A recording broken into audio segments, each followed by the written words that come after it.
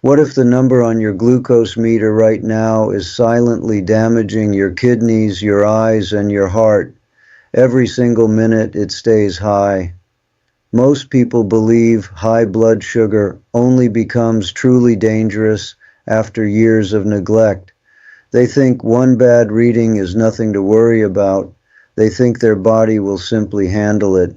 That belief is not just wrong, that belief is dangerous. I am Dr. Richard K. Bernstein. I have been treating diabetic patients for decades. I have lived with type 1 diabetes myself since I was a child. And I am telling you today, from personal experience and from a lifetime of medical practice, that what happens in the hours after your blood sugar crosses 250 milligrams per deciliter matters enormously. The damage begins fast, faster than most doctors will tell you. And today, I'm going to show you the 5 deadly mistakes that people make the moment their sugar rises above 250. These are not rare mistakes. These are mistakes that millions of people make every single day, believing they are helping themselves while silently making the damage worse. One of these mistakes is so common, so widely accepted, that most people would never question it. In fact, your well-meaning family members might be encouraging you to do it right now. Stay with me, because what you are about to learn could prevent a full diabetic emergency and possibly save your life before it is too late. Let me start by telling you about a patient I will call Robert. Robert was 67 years old, retired school teacher, careful man. He had been managing his type 2 diabetes for 11 years. He knew his numbers. He checked his sugar regularly. He considered himself a well-informed patient. One afternoon, Robert checked his blood sugar and saw 287 on his meter. He was not panicking. He had seen high numbers before. He knew what to do, or so he thought. He drank a large glass of orange juice because someone had once told him it was natural and would help stabilize his sugar. He skipped his afternoon walk because he had read online that exercise could be dangerous when sugar is high. He took an extra dose of his oral medication without calling his doctor. He ate a small meal to avoid feeling dizzy, and then he lay down to rest. By evening, Robert was in the emergency room. His blood sugar had not come down. It had climbed to 340. He was dehydrated. His kidneys were under severe stress. He spent 2 days in the hospital. None of what Robert did was reckless. None of it came from carelessness. Every single thing he did came from a genuine desire to help himself. From information he had gathered over years, from advice given by people who cared about him, and every single thing he did made his situation worse. This is exactly what I want you to understand today. Good intentions are not enough. You need the right information. And the right information can be the difference between recovering at home and spending 2 nights connected to an IV in a hospital bed.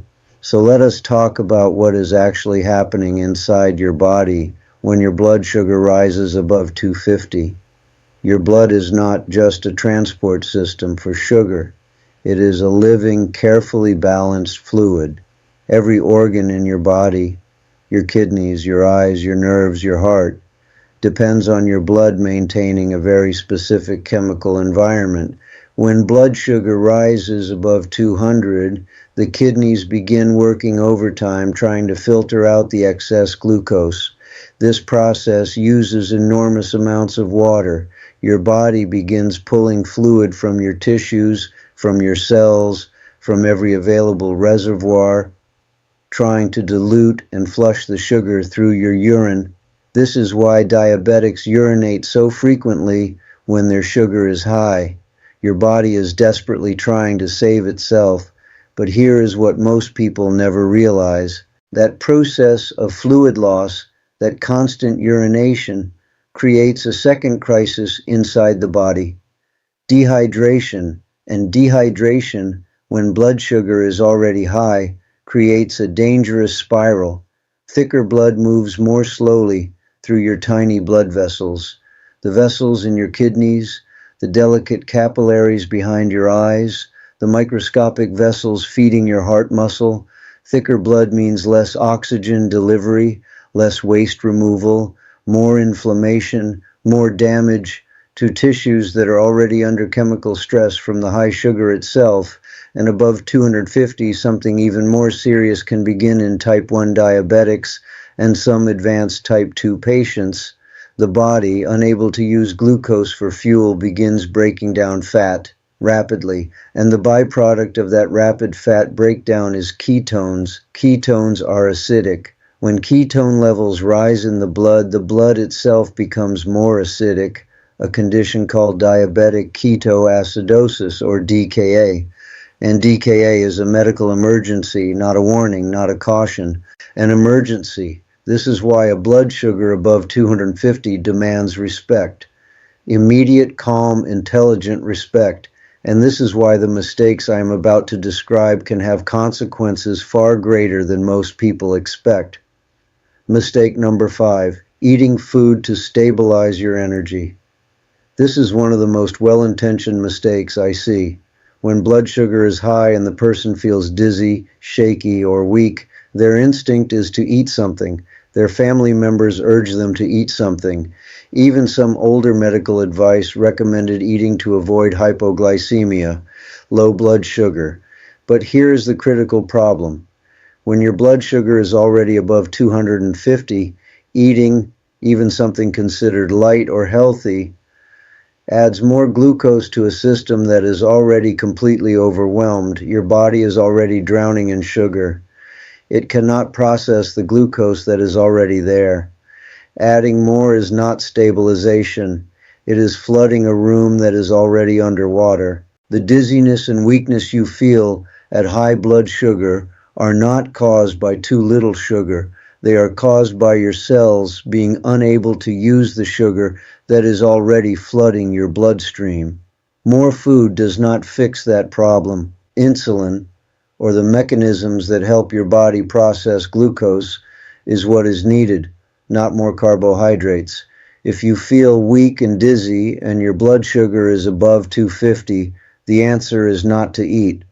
The answer is to check your hydration, check for ketones if you are type 1, contact your doctor, and follow the correction protocol you should have established in advance. Eating when you are above 250 is pouring water into a sinking boat through the hole at the bottom, and yet millions of people do it every single day. But what happens next is even more dangerous, and this next mistake surprises almost everyone. Mistake number 4, skipping water because you are already urinating too much. This one breaks my heart every time I see it, because the logic feels so reasonable. The patient thinks, I am already running to the bathroom every 20 minutes. Drinking more water will just make it worse. I should stop drinking so much to let my kidneys rest. That thinking is medically backwards, and it can cause severe harm. Remember what I explained about the dehydration spiral. Your kidneys are using water, enormous amounts of water, to try to flush the excess glucose from your blood. If you stop replacing that water, your blood becomes thicker, more concentrated, more dangerous. Your kidneys, which are already working at maximum capacity, now have to filter increasingly thick sugar-saturated blood without the water they need to do it. This is how high blood sugar events become kidney damage events. Your kidneys have no backup system. They have no way to pause and rest. They either do their job with the resources available or they begin to fail. Hydration during a high blood sugar episode is not optional. It is urgent. It is one of the most important things you can do while waiting for your glucose levels to come down. Water, plain water, not juice, not sports drinks, not sweetened beverages of any kind. Plain water, consistently, slowly, every 15 to 20 minutes if possible. This simple act keeps your blood from thickening. It helps your kidneys function. It slows the damage, and it gives your correction medication, whatever you are using, time to work. Doctors rarely explain this connection clearly enough. And so people in the middle of a blood sugar emergency are sitting in their living rooms, actively avoiding the one thing their kidneys desperately need. Mistake number 3, exercising intensely to burn off the sugar. This mistake comes from a piece of medical truth that has been dangerously misunderstood. The truth is, moderate physical activity can help lower blood sugar in people with type 2 diabetes under normal circumstances. This is real. This is well established. Exercise improves insulin sensitivity and helps muscles absorb glucose. But, and this is a critical but, when blood sugar is above 250, especially in type 1 diabetics or type 2 patients with significant insulin deficiency, intense exercise does not lower blood sugar, it raises it. Here is the mechanism. During intense physical activity, your body releases stress hormones, specifically adrenaline and cortisol. These hormones are designed to mobilize energy quickly. They signal the liver to dump stored glucose into the bloodstream. Under normal circumstances, insulin manages this surge, but when insulin is already insufficient, when blood sugar is already above 250, there is not enough insulin to handle the additional glucose your liver is releasing. Your blood sugar goes higher, not lower. And if ketones are present, if your body is already beginning to break down fat for fuel, intense exercise accelerates ketone production, which accelerates acidosis, which accelerates the emergency. This is not a theory. This is physiology. This is what happens inside the body. If your blood sugar is above 250 and you feel the urge to exercise to bring it down, stop, drink water, check for ketones, follow your correction protocol. After your blood sugar returns below 250, then gentle movement, a slow walk, can be helpful. But intense exercise above 250 is not treatment. In many cases, it is gasoline on a fire. Stay with me, because mistake number 2 is something that millions of people with diabetes have done, possibly including you, and almost no one talks about how dangerous it really is. Mistake number 2, taking an extra uncalculated insulin dose without guidance. I understand why this happens. Your blood sugar is dangerously high. Insulin lowers blood sugar. So more insulin seems like a logical solution. Act fast. Take more. Bring it down. But this reasoning, while emotionally understandable, can trigger a crisis more dangerous than the high blood sugar itself. Here is what actually needs to happen when you take insulin for a high blood sugar correction. You need to know your correction factor, the specific number of milligrams per deciliter that 1 unit of insulin will lower your blood sugar in your body under current conditions. You need to know your target blood sugar. You need to calculate exactly how many units are needed to bring you from 287 or 310 or wherever you are to your target. And you need to account for any insulin that is already active in your system from a previous dose. Because if you already have insulin working and you add more on top of it, without calculating the overlap, you can send your blood sugar crashing into severe hypoglycemia. Severe low blood sugar is a medical emergency. It can cause loss of consciousness, seizure, and if not treated immediately, brain damage. I have seen patients who were at 290, took an uncalculated extra dose, and crashed to 45 within 90 minutes, from too high to dangerously low in less than 2 hours. This is not a rare event. This is a pattern I have watched repeat itself throughout my career. The correction of high blood sugar must be deliberate, calculated, specific to your body. Ideally designed in advance with your physician so that you have a clear protocol to follow when this happens. Not a panicked guess made alone at home when your number is frightening you. If you do not have a written, personalized correction protocol established with your doctor, that is the most important conversation you can have at your next appointment, before the next emergency, not after. This is where the real danger begins. and mistake number 1 is the one most likely to send you to the emergency room. Mistake number 1. Waiting too long to seek medical help because you are hoping the number will come down on its own. I have to speak very directly here, because this mistake, more than any other, is responsible for preventable hospitalizations and preventable organ damage in diabetic patients. High blood sugar above 250 is not automatically an emergency requiring a 911 call. In many situations, it can be managed at home with a proper protocol, but there are specific signs, specific combinations of circumstances that require you to seek medical attention immediately. No waiting, no hoping, no watching to see if it gets better on its own. You must seek emergency care if your blood sugar is above 250 and you have any of the following. If you are vomiting, because vomiting prevents you from keeping water down and dehydration will worsen rapidly. And because vomiting combined with high blood sugar and ketones is a classic early sign of diabetic ketoacidosis. If your urine ketone test shows moderate or large ketones, this is not a symptom to manage at home without direct physician guidance. This is the beginning of a chemical emergency in your bloodstream.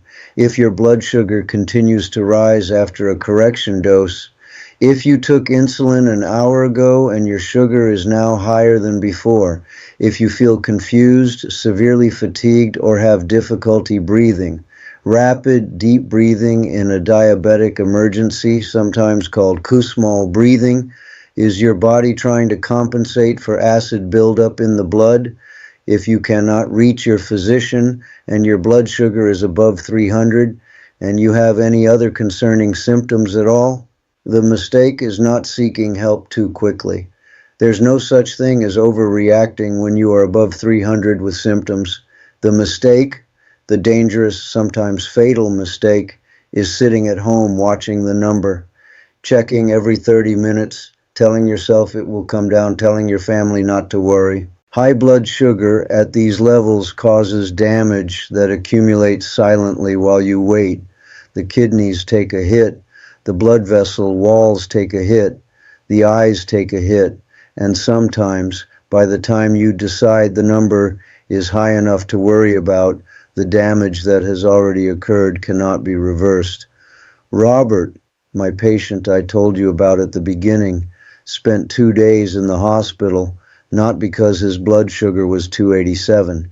He spent 2 days in the hospital because he waited 6 hours after seeing 287 before he finally let his daughter drive him to the emergency room. 6 hours of silent, accumulating damage. He recovered fully. He was lucky. Not every patient is. I want to spend a moment talking about what you should actually do when your blood sugar rises above 250, because it is not enough to know what to avoid. You need a clear, calm plan. First, do not panic. Panic raises cortisol. Cortisol raises blood sugar. Remaining calm is not just emotionally helpful, it is physiologically important. Second, check your meter and make sure the reading is accurate. Wash your hands thoroughly and retest if you have any doubt about the first reading. Third, begin drinking water immediately. Plain water, a full glass to start. Continue drinking small amounts regularly, every 15 to 20 minutes. Fourth, if you are type 1 or insulin dependent, test your urine or blood for ketones.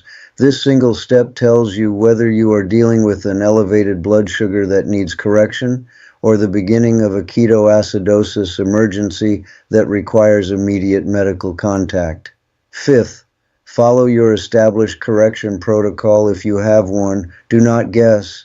Do not add extra doses beyond what your protocol specifies. Do not stack insulin doses. Sixth, contact your physician or their after-hours line.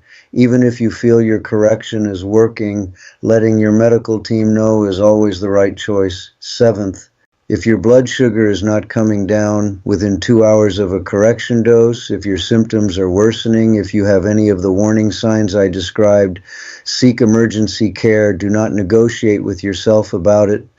This is not complicated, it is clear, and having this plan written down, posted on your refrigerator, saved in your phone, reviewed with your family, means that when the moment comes, you are not making decisions under fear. You are following a plan that exists to protect you. I want to address something that I believe is deeply important, and that is rarely said clearly enough in health content targeted at people managing diabetes. You are not weak because you have high blood sugar episodes.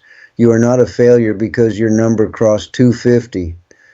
Blood sugar management in diabetes, especially in type 1 and in long-standing type 2, is genuinely difficult. The human body is an extraordinarily complex system. Food, stress, sleep, illness, hormonal changes, seasonal shifts, all of these affect your glucose in ways that no pill and no diet can completely eliminate. My own blood sugar has been too high at times. After 60 years of managing this disease in my own body, I have had bad readings. I have had mornings where the number on my meter was higher than I wanted it to be. This is not failure. This is the reality of living with a metabolic disease in a body that responds to 1,000 different variables every day. What matters is not perfection. What matters is your response when the number is wrong, and your response when it is informed, when it is calm, when it is based on correct information, can protect you from harm that the panic response, the uninformed response, the hopeful waiting response cannot. That is why this information matters, not to frighten you, not to make diabetes feel more overwhelming than it already does, but to give you the precise, accurate knowledge that your body deserves so that when the moment comes, you are ready. Let me also talk about preparation, because the best time to handle a blood sugar emergency above 250 is before it happens. Every person with diabetes should have a written high blood sugar action plan. This is not optional. This is basic, responsible diabetes care, and far too few patients have one. Your action plan should include your specific correction factor, calculated by your endocrinologist or diabetes physician. It should include your target blood sugar range. It should include the maximum correction dose you are authorized to take without calling your doctor. It should include a clear ketone testing protocol, and it should include specific symptoms that trigger an immediate call to your physician, and specific symptoms that trigger an immediate visit to the emergency room.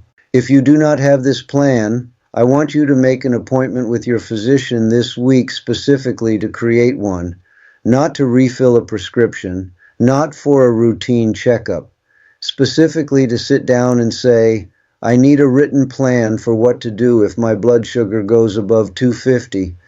Can we create that together today? Your physician should be able to do this in a single appointment, and having that plan will give you and your family something that no amount of online research can provide: clear, personalized guidance from someone who knows your medical history, your medications, your patterns. That conversation could prevent the next emergency room visit. There is one more thing I want you to understand before we close today. The 5 mistakes I described: eating to stabilize, avoiding water, exercising intensely, taking uncalculated insulin, and waiting too long. None of them come from carelessness. None of them come from people who don't care about their health.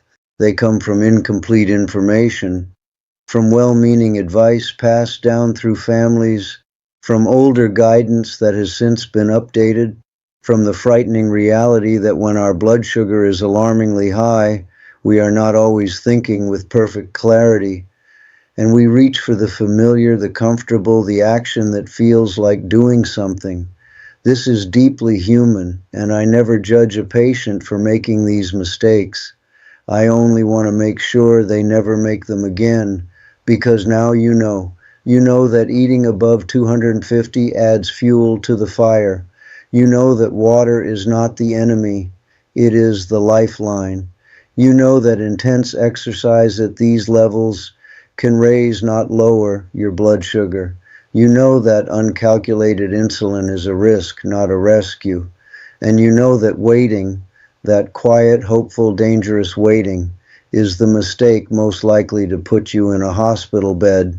You are not the same person you were 20 minutes ago. You have information that could protect your kidneys, that could protect your eyes, that could protect your heart, that could keep you out of an emergency room. And information, when it becomes action, is the most powerful medicine I know. I want to ask you something. After everything we have talked about today, which of these 5 mistakes have you made before, or which one did you not know about until right now? Tell me in the comments below. I read them, and your answer helps me understand what topics this community needs most, so I can keep bringing you the information that actually matters.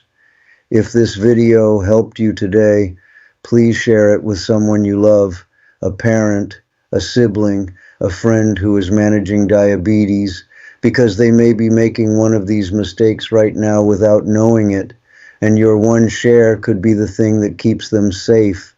And if you have not subscribed to this channel yet, please do, because what I teach here is not what you hear at a routine checkup. This is the deeper knowledge, the honest knowledge, the kind I wish every diabetic patient had access to from the very beginning. Take care of yourself, drink your water, follow your plan, and I will see you in the next video.